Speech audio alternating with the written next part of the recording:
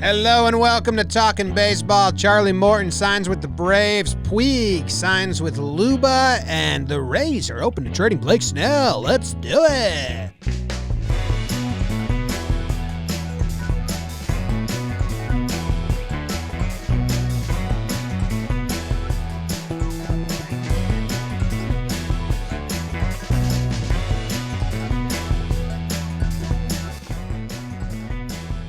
Hello and welcome to Talkin' Baseball. Thank you very much for joining us on this fine Tuesday in November.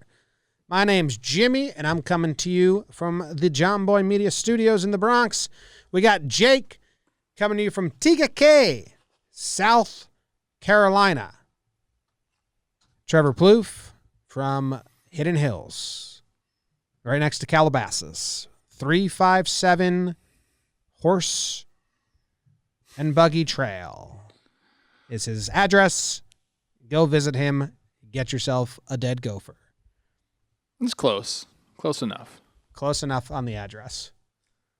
Imagine if I got the numbers right and you got really scared. You still got to get in the gate. So. Oh, that's true. That's true. Did you have any cool visitors recently? Soft. You guys know I had a great weekend. I haven't even told you about all my weekends. Yes, as Cole Tucker put on his IG, I was hanging with some of the boys, socially distanced outside before all the outragers come to get me. But it was a good time. And last night was maybe even more fun.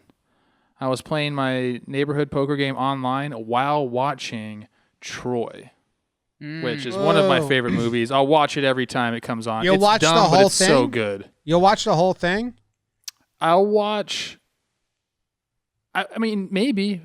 Towards the end, it gets bad. I think I know where you're going with this, but the opening scene's amazing. Opening scene is must watch. There's some things our society knows, and if the opening scene of Troy is about to come on network TV, you tweet it out and you say, "Hey, opening scene of Troy on TBS. Be ready." If the final scene of 8 Mile is about to come on, you tweet it out and you say, "Hey, rap battle scene is coming on. Everyone go watch." I don't know what movie conquers the middle area, but those two are like musts. Oh, I know. Lord of the Rings, Battle for Helm's Deep. Never seen it, but I appreciate it. Jake, how are you doing? You put that on. You lost Jimmy there, but yeah, I mean, that Thessalonian man is the biggest man I've ever seen. I wouldn't want to fight him. That's why no one will remember your name. I think Troy has good scenes. I do know what Jimmy's saying about the middle, but I mean, some of the, Eric Bana, you will die, kills his cousin. Whoa, spoilers. I'm doing well. I'm in the dirty South. Me, Noodle, and Jess drove down here, mostly me and Noodle. And we're here, baby. We're on the lake, breathing some fresh air outside of the city. Baseball is hot in the streets in so many ways. Our friend Cole Tucker is now an A-list celebrity, so that's pretty cool. Should we quickly call him? What's that? Should we get him on the phone right now? Just be like, we might have to. How's it feel to be A-list? He's. I told you guys. I talked to him a bunch about it yesterday. I think he's figuring out how to handle it. He wants to make sure that people don't see him as wanting to do that and not focusing on baseball. And I said, look, just do your thing, man. Don't worry about what anybody thinks about you. Just as long as you know you're preparing for baseball, do it, man. Kidding me? Yeah. That's basically a PED. You get that juice, that confidence juice. He's an A-lister now. I'm buying all the Cole Tucker stock. We already owned most of it, but we're buying more. You know why? We invested really well.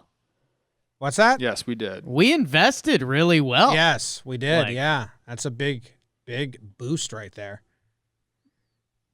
Who did A-Rod date when they won the World Series? Kate Hudson? Traded Madonna for her?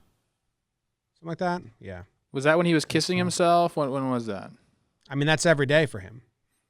Yeah. He takes those photos and then has to remind himself, I can't post this. People don't relate to it. I can't post this. People don't relate to it. And then he puts them into his file called mirror selfies. A-Rod, I'm here. I relate to that. I've got that. The other issue I currently have going on my end in the Jomboy Media HQ there, we've got balls, we've got chains, we've got bats, we've got all of it. Currently on this desk, I'm in Jess's sister's room, and we have a neuroscience book here. So I'm a disaster, and we will be. Stay tuned to the end of the program where I'll be reading through this book to Cole Tucker. Open up to page 72 and tell me what the main subject matter is on the neuroscience textbook.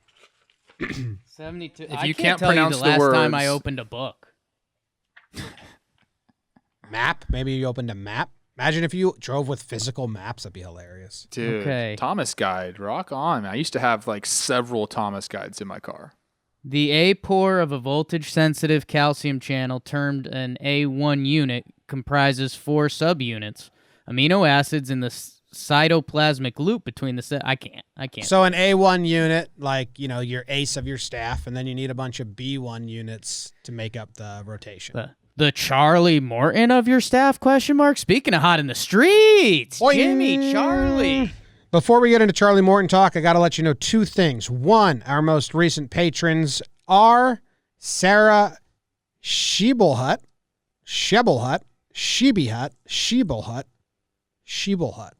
and Andrew Woods. So thank you very much to them and the support they are giving us. They can tune in for the live shows. There's a bunch of people hanging out. A lot of people are hanging out. Morgan's here. He said, I haven't been in a live show forever. Feels good. They got a long pregame show because Trev had to go to the battery store. So you can do that if you want. It's $2 a month. Live shows. I think there's Patreon. Stay tuned. Also, I am wearing my Ghost Windbreaker again. Jake and I both had them on last week. Now it's just me. Trev, I got my baseball players. I don't know what the rest of this shirt says. What's it say? What's that word? Have pretty girlfriends. Okay. Baseball players have pretty girlfriends. Speaking of Wow. Cole Tucker. Yeah. Full Not a circle. bad time for that. Baseball Lifestyle is the fastest growing brand in baseball, from best-selling items like the Buzz the Tower hat to the incredible Ghost Windbreaker. You can shop them today at BL101.com. This week, you can use discount code JOMBOY, that's JOMBOY, and get 20% off your order with a pre-Black Friday sale exclusively for Jomboy Media listeners. It's valid from Monday, November 23rd through Wednesday, November 25th, so get on it quick at BL101.com. Baseball is more than a game. It's a lifestyle. I really love the Ghost Windbreaker.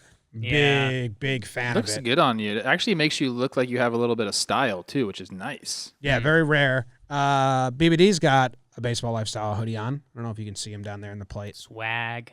Yeah. So go to BL101.com and say hi to the Joshes. 2 guys named Josh. Oh, I like that. I like the name Yeah. Josh. It's a good name. You like the name Josh? I do. You like the name Joshua? Yes. Okay. Just I seeing. do. The Braves have signed Charlie Morton for a 1-year, $15 million deal. The podcast is 1 for 1 in our predictions. I'm 1 for 1 in my locks. It was the lock I had the least confidence in. I just thought it makes sense. And here we are. I'm the smartest You got guy a in lot the of world. shit for that. You got a lot of shit for that, Jim. People were coming at you saying, Charlie said it himself, I'm only going back to Tampa. And then what happened, Jim? Eno kind of laughed. He said, didn't he say it was Tampa or retire? I said, well, it makes a lot of sense. Jake actually liked it from the start, which he kind of was like, and then he liked my bullshit Jimmy Lytics of it. Jim. It made a lot of sense. Let me tell you this. If he starts getting a private jet to and from Tampa, then we'll really I'm going to question like if you are from the future, if you're with the Simpsons writers and you guys just time travel, because that was a pretty good call right there, Jim. Trev, it's a mix of Jimmy Lytics, which we've seen develop and is taking over baseball, and it's a little chunk of what we call turkey math, which Jimmy thought was a mainstream term. We've explained to you once or twice and the listeners, but basically we had 2 of our idiot friends yelling at each other. Actually, one's smart, one's an idiot, and the idiot started explaining to our smart friend using turkeys as a form of currency. So it was probably around Thanksgiving. We're probably around an 8-year anniversary of that. And turkey math is just a combination of basics and logics. And that's what won out here. Jimmy said, okay, the Braves need a veteran, proven postseason starter. And Jimmy says, if your one connect the dot is you have to be in Tampa, Atlanta's what? 3.5 hour drive? Made that number up. It's close. So they figured it out. They get the veteran to link up with their young staff, and it's exciting. Charlie does have some nervous stuff. The velo was down this year, but it seemed like he just turned the knob on for the playoffs. And if you still got that in the tank, that's what matters. But beautiful stuff all around. It's a 6.5 hour drive. Yeah. Close. Yeah. 10-minute. We're doing plane turkey ride. math here. Yeah. 6 turkeys drive. They just get him a helicopter. He's fine. I like this move for the Braves. They bring in Smiley. They bring in Morton. Like the Braves, didn't they do this last year? Weren't they the quickest to attack the market with smaller 1-year, 2-year moves? So this is kind of, if you're a Braves fan, I think I like that. It's fun right away. Like you get a gift before Christmas. That's what they like to do. It'd be interesting to see how different the Braves use Charlie versus the Rays. With the 5 and fly and like the really, he's a 2-time through the rotation guy, but the Braves, they were desperate for pitching last year and for innings. So I wonder if that changes, or through 162, if they go really light with him because they got him for the playoffs. So I'm kind of interested to see the usage there, but we'll find that out when we find it out. I like this move. I like it for Braves fans. I like it for Yankees fans. I don't have to see Charlie Morton anymore. He gets out of the AL East. I'm happy with it. I love the number he got, too. I mean, you kind of saw, like, Robbie Ray gets 8. Smiley gets 11. So then you kind of have to ask yourself, what are the actual guys that are good going to get? No offense to those other guys. They just haven't been that good lately. But Charlie gets 15, and now we kind of see the market developing, okay? Now we see friend of the pod, Odo, like he's got a comp, all these guys. And hand up, like I've been wrong so far about this offseason. I thought it was going to be a complete wash. And I don't know if it's the Steve Cohen effect. I don't know if it's the stock market being over 30,000 this morning, if guys are feeling good about it. They're spending money. And, I guess it's we'll see how it is on the position player side. Pitching is always in need. But I like the number. 1 year, 15, I think, is a fair, good number for a starting pitcher. And that was the other Jimmy Lytics there. I mean, the 1 year, the Braves did that. They did that with Cole Hamels last year. It didn't work out. But this team with its young core, as long as the Braves can take swings like this, and if they miss, it's almost no skin off their back. And they, Jimmy and I have been on this from talking Yanks to now bringing it here. You don't need 5 starting pitchers. You need about 8.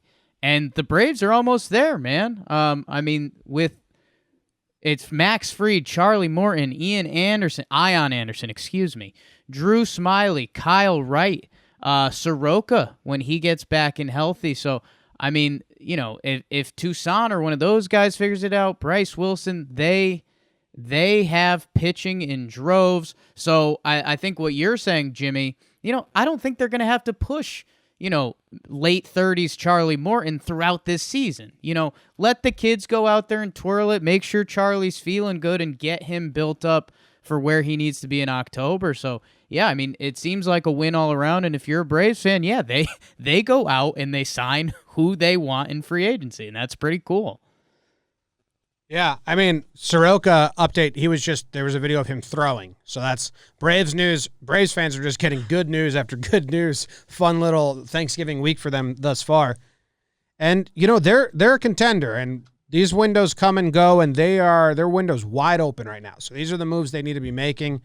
The Smiley one, I still think it's kind of weird, and they overpaid a ton, and we'll see what that becomes. But like Jake's saying, you need 7 to 8 starters to start the season, and then you need 5 starters going into the postseason so you can take 1 or 2 of them and put them in the pen, which is where Smiley really grades out for them, if you do a postseason plan, I think. I'm not sure. But, yeah, good shit for the Braves. And good stuff for the market. I wonder, we have an interview coming up with Odo later this week tomorrow, because we're coming out on Wednesday instead of Thanksgiving, and he's a free agent, and we asked him, like, hey, when these things happen, you'll hear it.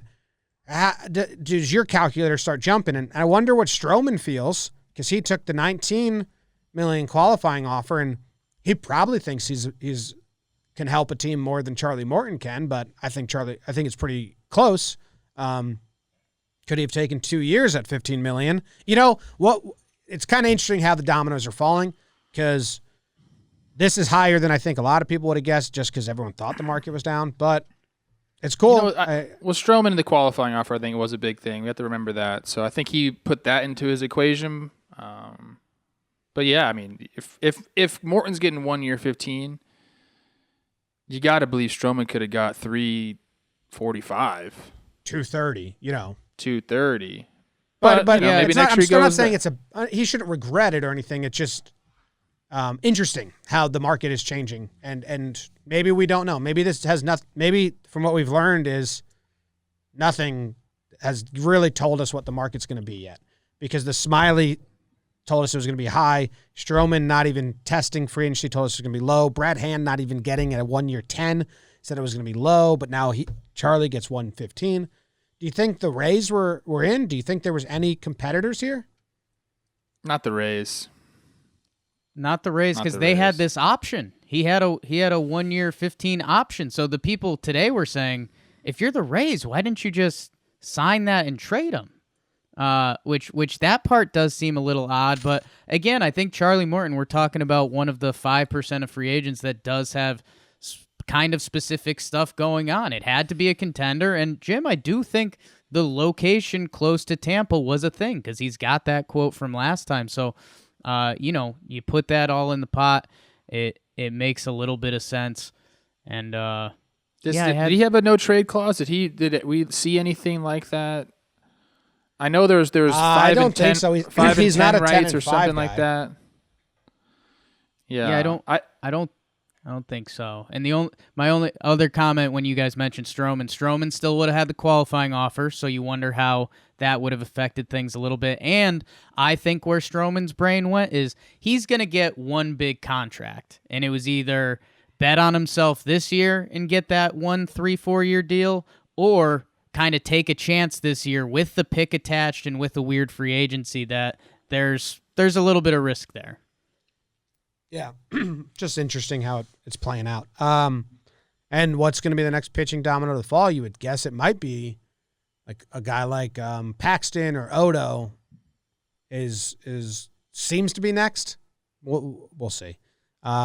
Speaking of the Rays, the other headline today, and I didn't check who wrote this, and I don't know if it passes my bullshit test, but it does. BBD saying it's a real thing. Is that the Rays are open to trading Blake Snell. Now, if this happens, I already told Kyle, who runs all our socials, go get Jake screaming this from the rafters if it happens, because you said we saw our last game of Blake Snell ever pitching in a Rays uniform as soon as Game 6 ended. So, Jake, you can have a fun moment here if he does get traded. It still needs to happen, but I think he's only owed $10 million, right? Jimmy, it's Thanksgiving.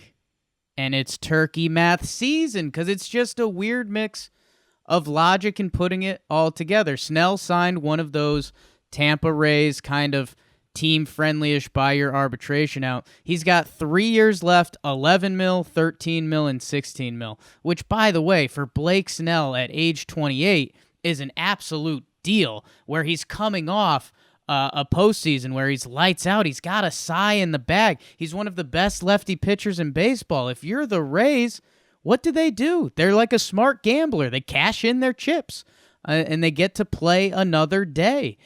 So I think, they've got young pitching on the way. They'll figure it out. And hey, they use Blake Snell to get through a rotation 2 times. You can use other pitchers to get through a rotation 2 times. So I think, I'm not going to say where there's smoke, there's fire, because, again, it also matters who they're getting back. They are going to ask for a lot for Blake Snell, and if a team wants to pay it, cool. I think the Rays are fine, and they'll run it analytically and say, yeah, if we get these 3 young players about to figure it out, yeah, we'll make that work, and then we'll flip those guys in 5 years and turn them into 6 more prospects. It's the Rays Ponzi scheme.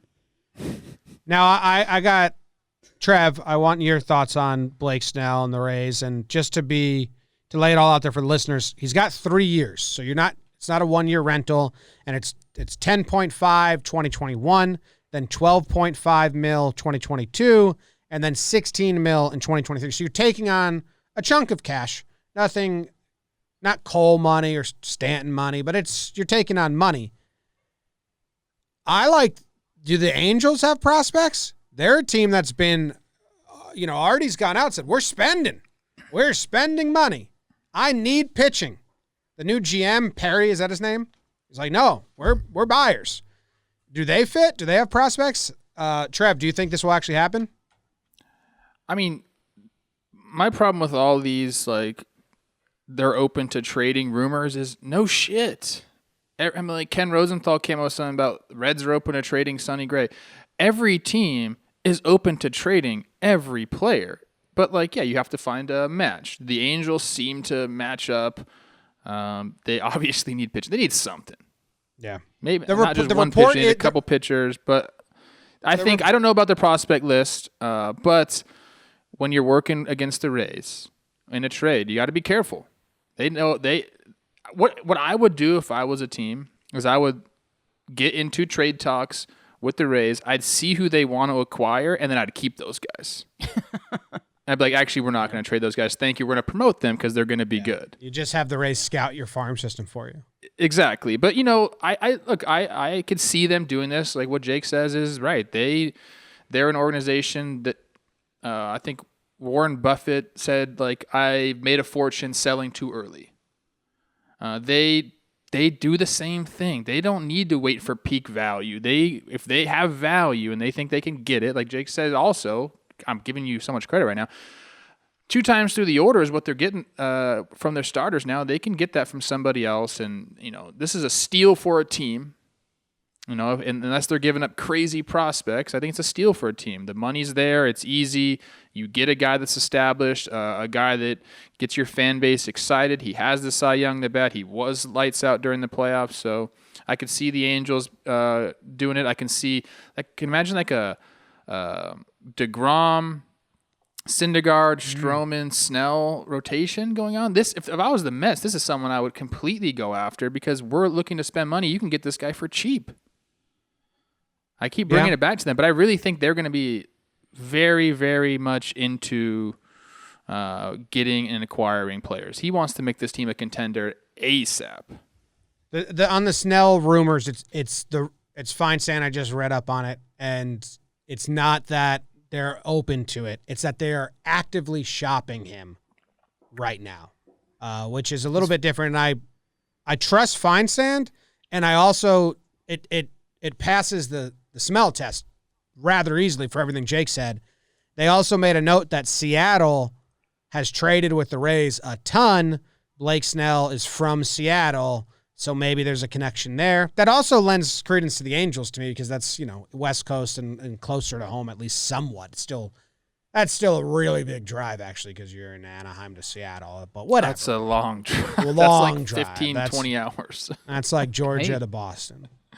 Turkey math, you can make that drive and love Seattle, love them taking a swing and trying to be real. And hey, how about, we're a West Coast pod today, how about the sicko Dodgers? Take Dustin May and Gavin Lux.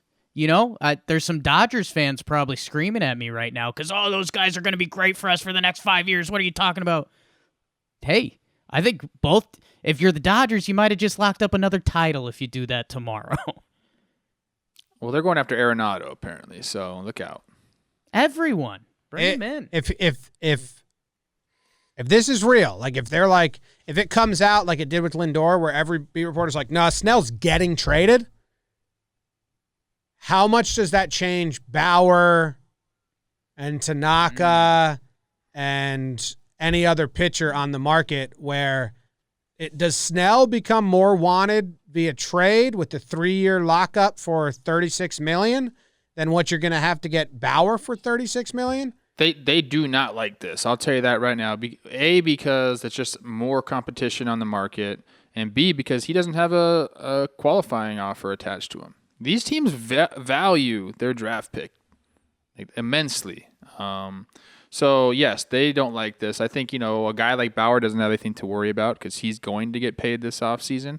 But, yeah, the other guys, this is straight up head-on competition for them. And But what if you're Bauer, though, and, like, the Angels are making you a big offer, and they say, wait, hold up. We may be able to do something for Snell. I mean, I don't know. But I think that's just at least a thought process in a lot of people's brains now. Like, how does this change the market for the next guy? I think it's supply and demand a little bit. Right now, there's an extra supply, and that stinks. But if Bauer and his agent figure out that, hey, the Angels were trying to empty their wallets, but he went to Seattle, then you go back to the Angels and you say, hey, heard you were looking at that Snell guy. How about you don't give up any prospects and you pay me? So, yeah, man, it's going to be – baseball's hot in the streets. It's always good stuff so going on. hot. Good stuff. I still want to see Bauer take a 1-year deal. I really do. I want to see him take a 1-year, $50 million deal. I just want to see that, but he's not going to. It'd be dumb on all fronts. He's not going to. It'd just be dumb from the team and dumb from Bauer. It's not necessarily dumb on a team. $50 million's a lot. I just kind of made that number up. But like if a team was to pay Bauer $40 million for 1 year, I don't think that's a bad thing. Yeah, it is. What if he gets hurt? Look at Hamels with the Braves. Like that was a cheap contract so they could eat it. I mean, there's no such thing as a bad 1-year deal. I disagree. I don't think they can do it while he has the qualifying offer attached to him. Yeah, the qualifying offer changes everything. 1 year when the guy could get hurt. Yeah. If he takes a short deal in 2 or 3 more years. Oh, and this thought went through my head and I forgot, and now I remembered, so I'll say it before I forget again. Our Red Sox give Heim some time. He's trying to build something there. If they sign one of the qualifying offer guys, they have to give up a second and a fifth, which probably isn't in Heim's plan. So I heard that the other day, and I was like, oh, that's pretty interesting. I doubt that's what he would want to do. So Snell to the Sox. Snell to the Sox, done. Damn. He's from Tampa. He knows Blake. All right, we got some other big news. Robinson Cano suspended for 162 games for PEDs. But before we get to that, speaking of Yanks, tomorrow we have an interview with Odo coming out on Talkin' Baseball. We also have an interview with baseball connoisseur Eric Kratz. Nobody's been part of more organizations, AAA, Major Leagues. We had a lot of fun talking with him about his journey, time with the Yanks. I think if you're a baseball fan, you're going to like it because it wasn't incredibly Yanks heavy, and he's just an awesome, fun guy.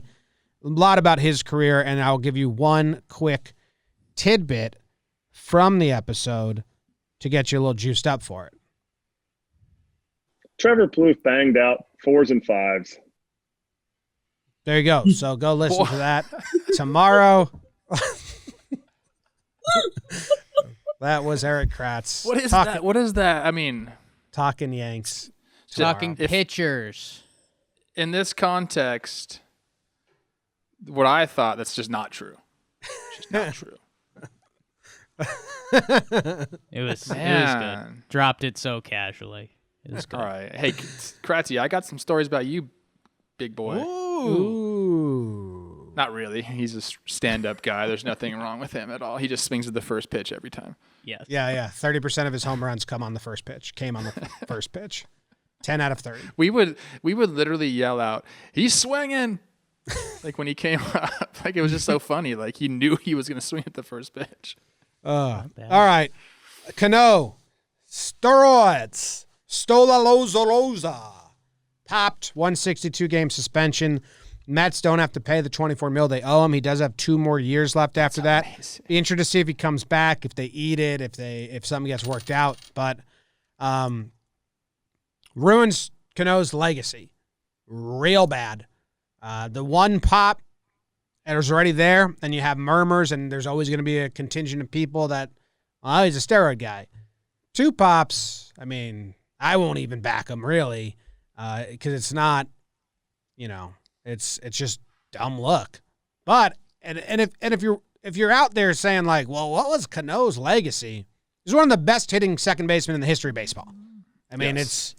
it's a short list of best of second baseman hitting, and he was way up there. So, Trev, what do you got on this? You're a big steroid guy. I got a signed Robinson Cano jersey if anybody wants it. That's what I got. Man.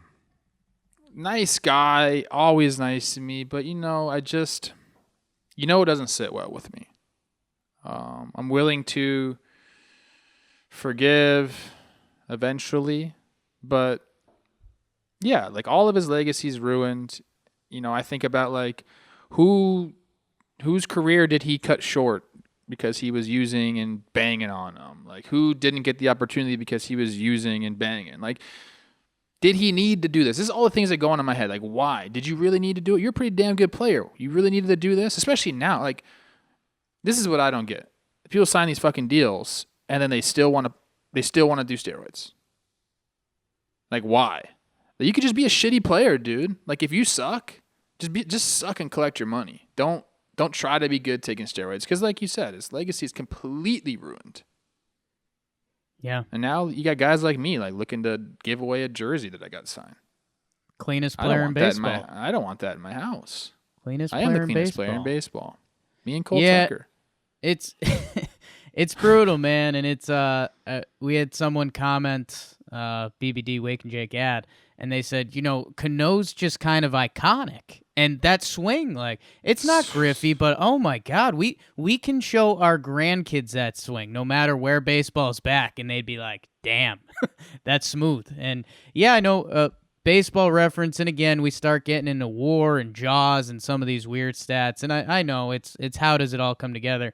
They have this stat JAWS. It's basically a way to measure WAR against how good guys were at their peak, kind of the classic Hall of Fame, how good was your good versus accumulators argument, and that has Cano as the 7th best second baseman ever.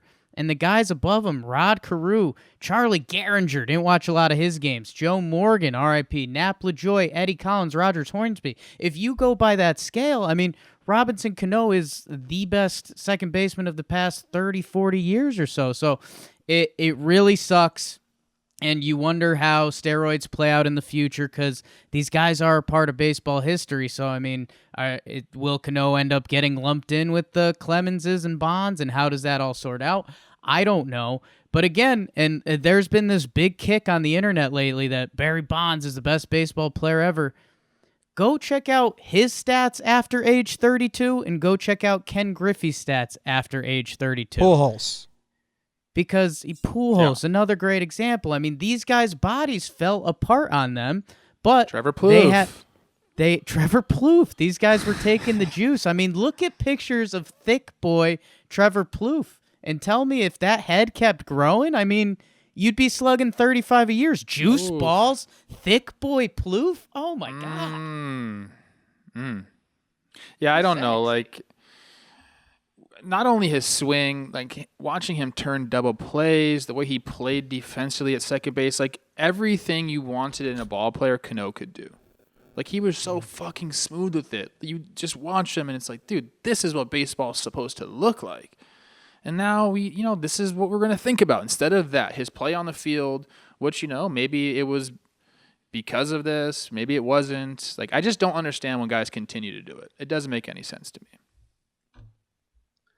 Do you think so? I tweeted out, we heard this live on Yankees, Talkin' Yanks episode, and I tweeted this out, and a lot of people misconstrued it. I said, DJ LeMahieu's agents fist pump. Save the money. Yeah, Mets money. They now get to tell whoever else, hey, Steve Cohen's in. They just lost $24 million and their second baseman. Who cares if the Mets actually want to sign DJ? They can slide McNeil over. They can do a lot, but it is a chip that DJ's camp now gets to use, which I think is an interesting wrinkle. Imagine. Freed up a lot of money for them. Imagine if it gets DJ more money because they can negotiate and say, well, Uncle Steve's interested. He's got a lot of money. I wonder if they try to buy him out. I wonder if they try to buy Cano out and say, look, okay, we're owe you $50 million for those 2 years. Like, we'll give you 30 and you can just walk. Don't have to come back. Don't know if he walks away from that. There are some guys that have done that. Michael Kadire got bought out from the Rockies. It wasn't that drastic. It wasn't $20 million, but he did that. So it's curious. Maybe they do that. Maybe they don't. we'll see. What else do we got here? We got some little odds and ends. Clevinger got a 2-year deal, but also he's going to miss all of 2021 with Tommy John. That obviously sucks. He's a dynamic pitcher when healthy. Been really good. They traded for him. They tried to get him to pitch in the postseason, but didn't really pan out. I don't know. Got anything on this besides like, that sucks, wish you well? Clev? Yeah. Yeah, dude, man. Like it's almost unavoidable for pitchers nowadays with TJ. Like it's such a huge thing in baseball. And the one thing I'll say is like they know how to do it now. They know how to, perform the Tommy John surgery. So, take this year rehab. I think whenever I would talk to a guy with TJ, it's make sure you're ready to come back. You push TJ, it's no good. You heal up, you'll be fine. So, he's a dynamic pitcher, one that's really fun to watch. So hopefully he takes this year, gets better, and then, we'll see him in that San Diego Padres uniform. They're going to be a fun team to watch. So getting him back in 2022, look out. Get better. Make sure you're right. No, don't rush back for next year. There's no reason, and that probably won't even be on the table, so hopefully that can build him up even more. But it's going to put a lot of pressure on that final season. Oh my God, they got Clevinger. They didn't have to give up any big names. Now you're putting basically one season of Clev in the Padres bucket versus that Indians trade return for all the trade geeks out there, and that's kind of why they did it. It's nuts. Hunter Renfroe gets DFA'd along with our guy Trevor Williams, and there's someone else. Who else was it? Renato Nunez. Renato Nunez. Hunter Renfroe gets DFA'd. He had a really bad year. He's coming off a good year before that. Is that one trade that the Rays somewhat missed on at this point? Cronenworth and Pham for Renfroe and the slapdick. I guess we don't know Xavier Edwards what he's going to be. He could be the next best player ever, like Randy. The Rays are really good at these trades. Is this we got to wait out? I don't know. I think Hunter helped them get to the World Series, so you kind of got to look at it like that, right? I mean, I know he didn't have the greatest stats in the world, but he was part of the plan. They got to the World Series, so I think that's a win. But I think this is just more of like... Yeah, his stats are very bad, though. Yeah, I think this is more of what we're just going to see.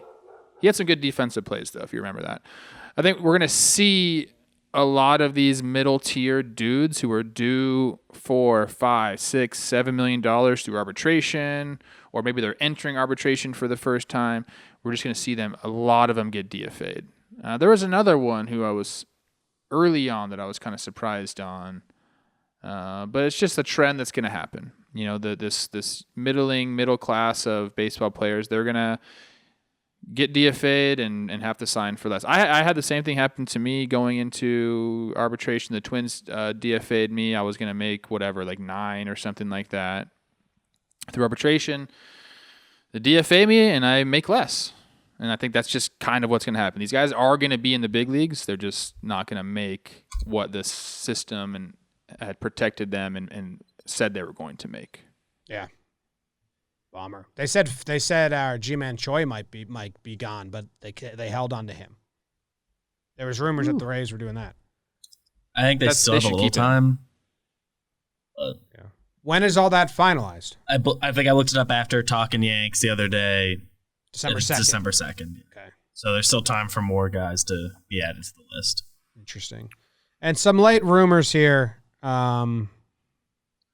Morosi's actually tweeting out too many rumors every day. He's got like 5, so I'm kind of not acknowledging them anymore, but says the Giants might be interested in John Lester. In my brain, that just makes a lot of sense. Like, it's just like, yeah, that adds up. Go get the old Lester for the Giants. Who, like, to me, that's like, okay. Like, that's even like I'll forget that happened. Yeah, and then Correa is being shopped by the Astros, maybe. Yeah, I don't know about that, but yeah, our guy, the old lefties. We mentioned a lot of that middle tier of good pitchers looking to get paid. There was a lot of J Happ rumors, Toronto and Boston. Yeah, Lester to the Giants, I don't know. That seems more like him and Gabe Kapler just, sharing stories and getting old together. You think Lester still has a little bit of the fire to chase something, but I don't know. Why would he go there? That's like, why go to a contender? Like if you're Lester, you want to go to a team that's in the postseason. Lester and Gabe Kapler couldn't be more different people. They're like completely opposite people. So I like that'd be like a sitcom watching them together. Lester likes fried chicken and beer. Gabe Kapler eats red bell peppers like they're apples. So he eats red bell peppers like they're apples? So you just said? He literally bites into them like they're apples. Raw? Raw. That's Gabe, man. Gabe's a bit of a weirdo, huh? Yes, but in the best way. I love Gabe. You guys, we need to have Gabe on here. How often is he eating the red bell peppers as apples? I don't know. I've seen him do it a couple times. If we had Gabe on here, it'd be a 3-hour episode. We would end up talking about like stardust and like existentialism. Like you have to have a deep convo when you're around Gabe. Like he doesn't allow you to have simple small talk. Like you're going to get deep. You might cry, you might hug. I don't know. I like that. Breaking, Vlady has lost 40 pounds since July. Needed to happen. Again, a lot of toilet Nostradamus stuff around here today. I forget if it was here or Talkin' Yanks, but I said Vlad needed to lose significant We weight. both did. We had we were doing a series recap, and we both, I said, we treaded carefully. We were like, he's too big.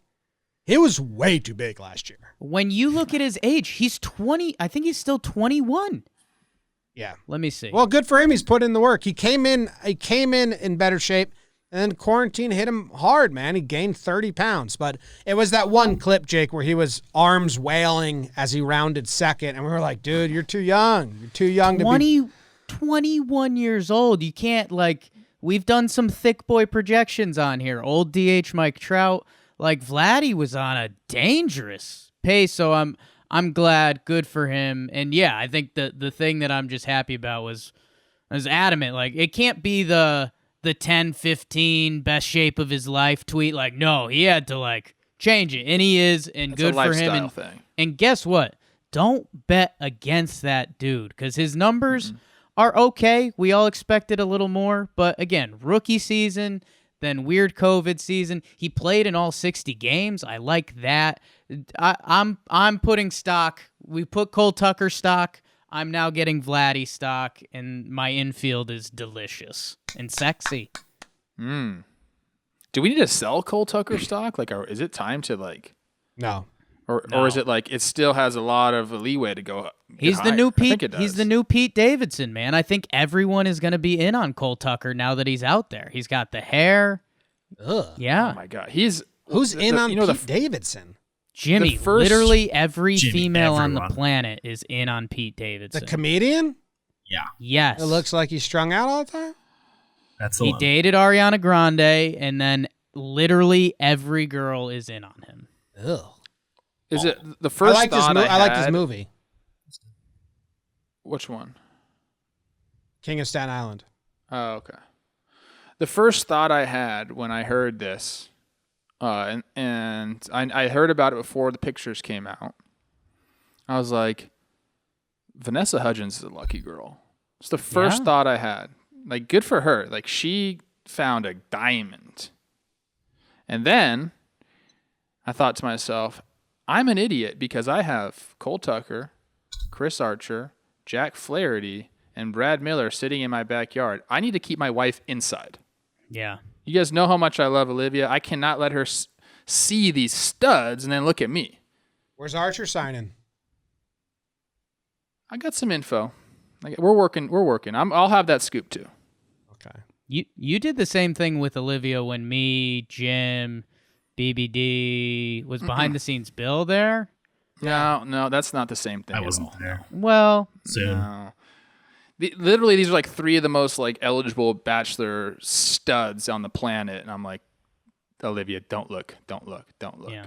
Who was the other one? Arch, Cole, Jack, Flaherty. Jack, and who was the fourth? Brad Miller. Brad Miller sighting. Okay. at Who's also Plouffe kind of a State. stud. Brad Miller.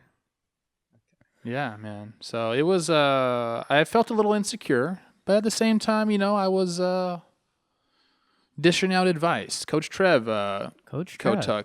They say, Called how's me. the podcast going? They did. We talked about it. Showed him the studio. It's good, Give him man. the call. Give Kotuck the quick call. Everyone listening wants it. I feel like you hang out with them more than me. I mean, I can. I just don't know audio-wise how that's going to come through. Don't call him. Okay, Trev says don't call him. I was just Just going to say, say, hey, what's it feel like to be famous? Yeah. He's handling it. All right, we'll let him be. That's the episode. Burning up in the studio over here. Love that. Burning. Yeah. Thanks, Cooking. guys. Enjoy your Thanksgiving. Hey, we got an interview with Odo tomorrow. He's a free agent. He breaks where he's signing, so that's huge. So make sure you tune in. Yeah. And enjoy. We better have that Enjoy freaking Thanksgiving, and we'll be back next week, hopefully with a lot of news. See you then. Goodbye. Pelican grip.